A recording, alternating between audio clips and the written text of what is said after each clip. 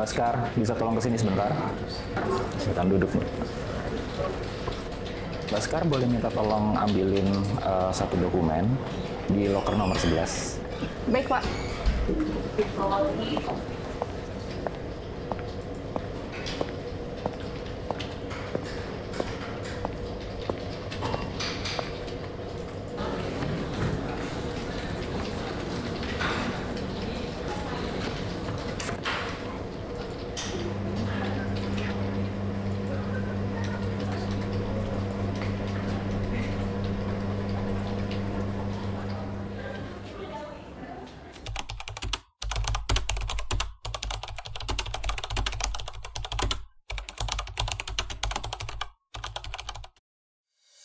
PT Pelabuhan Tanjung Priuk resmi memperoleh izin usaha sebagai badan usaha pelabuhan melalui keputusan Menteri Perhubungan nomor KP 818 tahun 2014. 1 November 2014, PT Pelabuhan Tanjung Priuk resmi beroperasi secara komersial. Inilah tonggak penting yang menandai dimulainya perjalanan bisnis. Hingga tahun 2017, PT Pelabuhan Tanjung Priuk terus mengembangkan usahanya dengan memperkuat fondasi perusahaan melalui penetapan visi dan misi yang menjadi arah langkah ke depan. Pada 2018, perubahan fokus bisnis perseroan menjadi bidang multipurpose membawa perluasan wilayah operasi. Dari yang semula hanya beroperasi di wilayah Tanjung Priuk, menjadi mencakup Banten, Panjang, Jambi, dan Bengkulu. Kegiatan usaha pun berkembang, dari terminal peti kemas dan non-peti kemas menjadi terminal multipurpose yang melayani berbagai jenis kargo, mulai dari kargo curah cair, curah kering, general cargo. Identitas baru lahir. Logo dan branding berubah dari IPC Port of Tanjung Priuk menjadi PTP Multipurpose Terminal. Tahun 2019, PTP memperluas jangkauan operasi 5 cabang baru, hadir memperkuat jaringan layanan, mencakup Teluk Bayur, Cirebon, Palembang, Tanjung Pandan, dan Pangkal Balam.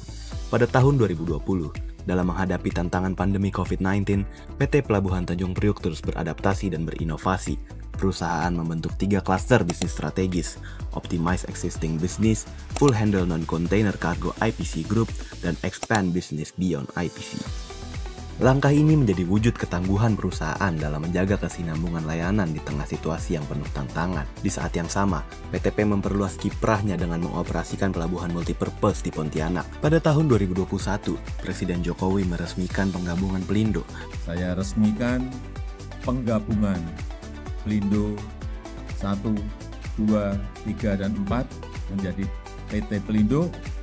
Kepemilikan saham mayoritas PT Pelabuhan Tanjung Priuk berpindah dari Pelindo 2 ke Pelindo.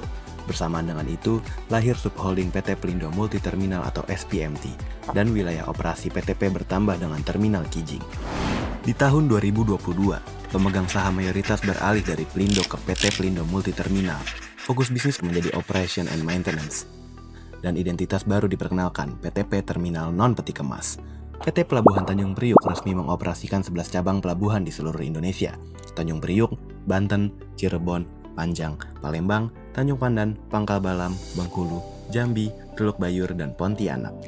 Pada tahun 2023, PTP Non-Peti Kemas memperkuat portofolio bisnis shore-based di wilayah Lok Sumawe, Tanjung Priuk, Cirebon, dan Banyuwangi.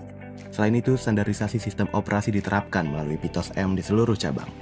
Di tahun 2024, PTP Non-Peti Kemas terus memperkuat fokus bisnisnya melalui berbagai aksi korporasi yang strategis dan terukur. Di antaranya, pelaksanaan serah terima operasi Lini 2 area PTP Non-Peti Kemas cabang Tanjung Priuk kepada PT Multiterminal Indonesia, serta proses pengalihan saham PT Pelindo 3 Terminal Peti Kemas sebagai bagian dari langkah konsolidasi dan efisiensi bisnis. Perusahaan juga mengembangkan layanan curah cair di Pelabuhan Muara Sabak, Jambi, yang mencakup pelayanan liquefied natural gas dan condensate, serta pelayanan curah cair di Pangkal Balam dengan sistem drop tank. Di Terminal Kijing, PTP Non-Peti Kemas turut berperan dalam mendukung proyek strategis nasional smelter grade alumina refinery, melalui layanan bongkar muat komoditas bauksit, caustic soda, dan alumina. Hingga tahun 2025, PTP Non-Peti Kemas berkomitmen menjalankan bisnis secara berkelanjutan.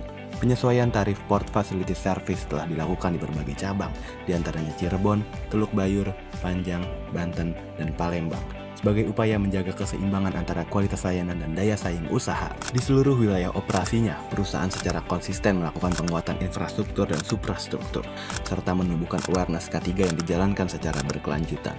PT Penon Peti Kemas juga berfokus pada pengembangan sumber daya manusia melalui program HIPO atau High Potential untuk mencetak calon pemimpin masa depan dan program HATMA atau Health and Wellness Management yang mendukung kesejahteraan pekerja secara menyeluruh. Sebagai wujud tanggung jawab sosial dan lingkungan, perusahaan menyelenggarakan program TJSL PTP Eduport, magang berkarya dan inovasi bersama di Terminal Kijing. Program TJSL berdampak CSV ini melibatkan mahasiswa di Kalimantan Barat untuk berinovasi dan berkontribusi langsung dalam pengembangan layanan non-peti kemas di Terminal Kijing. 11 tahun perjalanan, 11 tahun dedikasi, inovasi, dan transformasi, PTP Terminal Non-Peti Kemas terus melangkah maju, menguatkan pelabuhan Indonesia.